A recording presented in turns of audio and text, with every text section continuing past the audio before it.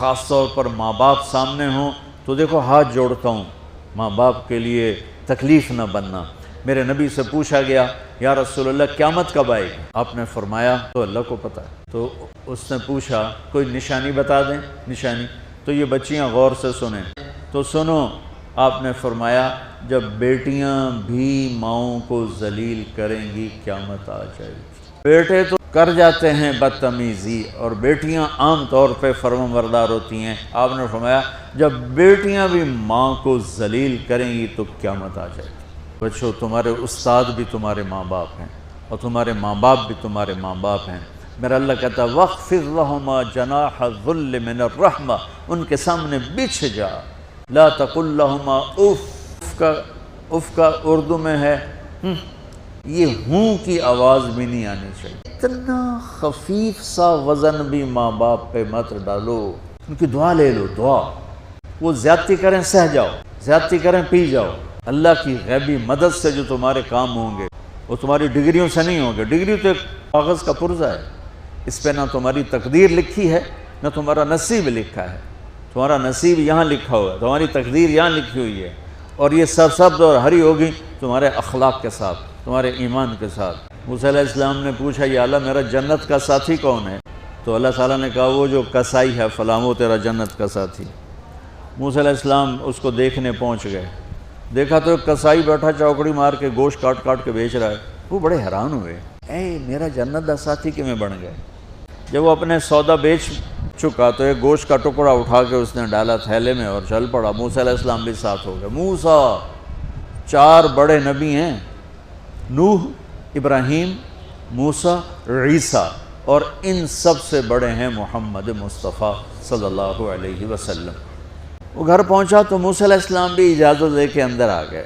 اس نے جا کے وہ گوشت کے ٹکڑے بنائے اور سالن پکانا شروع کیا، آٹا گوندھ کے رکھ دیا، سالن تیار ہوا، آٹا نرم ہوا، روٹی بنائی، تھالی میں رکھا روٹی سالن، اور ایک بڑھیا اپنی چارپائی پر لیٹی پڑی تھی یوں کر، ٹانگیں سکڑی ہوئی اور تو اس نے اس کو ہلایا، ماں جی روٹی کھا لو، تو اس کو یوں ہاتھ کا سہارا دیا اور لقمے بنا کے کھلاتا رہا، یہاں تک کہ اس نے کہا یعنی بس۔ تو پھر اس نے اس کا منہ صاف کیا، جب لٹانے لگا تو وہ کچھ بولی۔ موسیٰ علیہ السلام دور تھے تو سن نہیں سکے، اس کی بڑبڑاہٹ تھی۔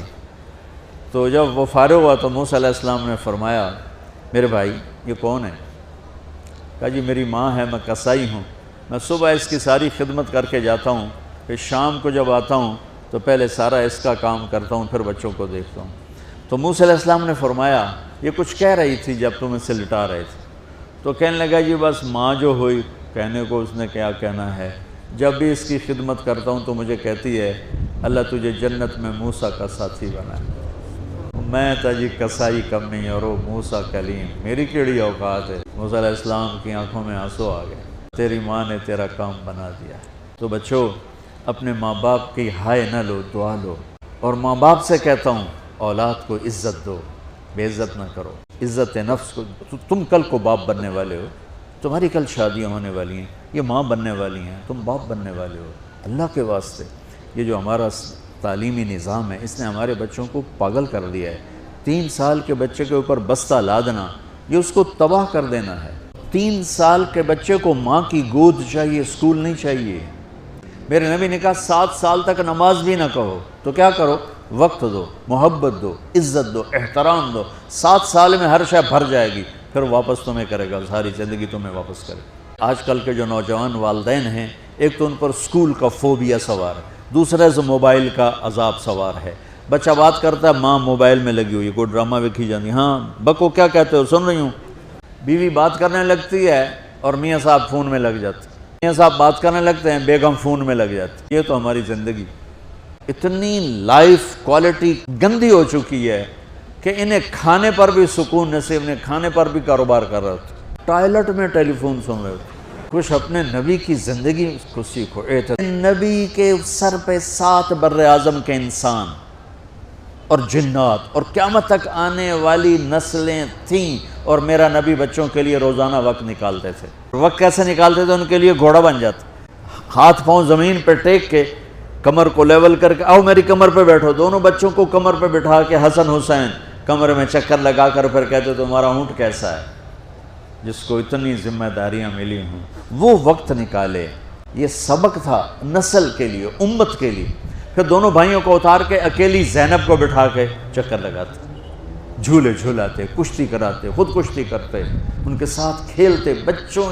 اب حیران ہوں گے، حسین 6 سال کے، حسن 7 سال کے، اور 7 سال میں کوئی ایک نصیحت بچوں کو نہیں کی، بس دل دیا ان کو، محبت دی، ہر شے محبت دو۔ کل کو تم والدین بنو، باپ بنو، یہ مائیں بنے، بچوں کو عزت دو، محبت دو۔ میرے نبی جب حضرت فاطمہ آتی تھی ملنے کے لیے کھڑے ہو جاتے تھے، بستر پر بیٹھے ہیں، زمین پر بیٹھے ہیں، کرسی پر کھڑے ہو جاتے اور آگے بڑھ کے فاطمہ کا ہاتھ پکڑتے، پھر یوں چومتے، بوسہ لیتے، پھر ہاتھ پکڑے پکڑے آ کر چارپائی پر بیٹھاتے، اس کے بعد خود بیٹھتے تھے۔ اتنا پروٹوکول اولاد کو دو گے تو پھر وہ واپس آئے۔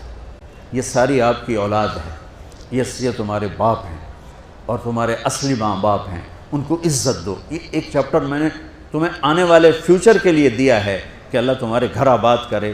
تو یاد رکھنا، گھروں کی آبادی کا تعلق شکل صورت سے نہیں، ڈگری سے نہیں، پیسوں سے نہیں، سونے چاندی سے نہیں، اللہ کی قسم صرف آپ کے اخلاق کے ساتھ۔ اگر آپ کے اخلاق اچھے ہوں گے آپ کا گھر ہمیشہ آباد رہے گا۔ اگر آنے والی لڑکی کے اخلاق اچھے ہوں گے گھر ہمیشہ آباد رہے گا۔ اگر زبان کا بول زہریلا ہو گیا زندگی برباد ہو جائے گی۔